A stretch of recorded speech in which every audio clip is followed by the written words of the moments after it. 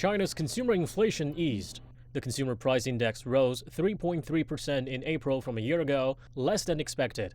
It was down 1 percentage point from March. The biggest trigger for recent consumer inflation spikes has been the price of pork. However, the supply of pork in China has been stabilizing since last October, and that's a huge relief on consumer inflationary pressure.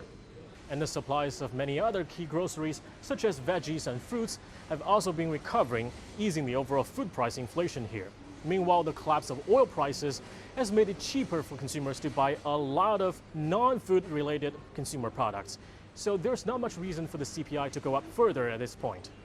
But consumers have mixed feelings about their daily grocery shopping. I don't find the food prices any different. Some are cheaper just because they're in season. I don't really find pork prices any cheaper now than when the swine flu was more serious. It's not that easy to drag higher prices down. And the lady could be right.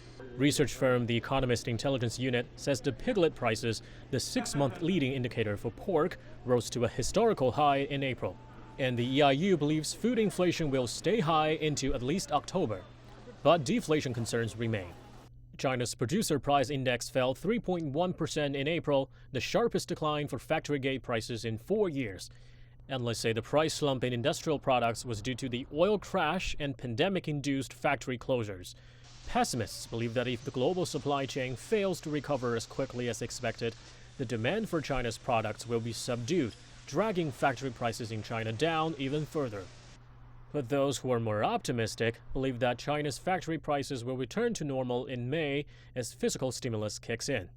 As for monetary policy, which has been giving way to the more direct fiscal stimulus, the tone will be subtle.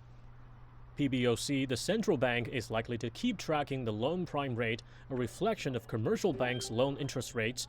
That's to adjust liquidity in the economy. The more direct RRR cut measure could still be on the plate only if China's economy continues to decline in the second quarter. Xia Cheng, CGTN, Beijing.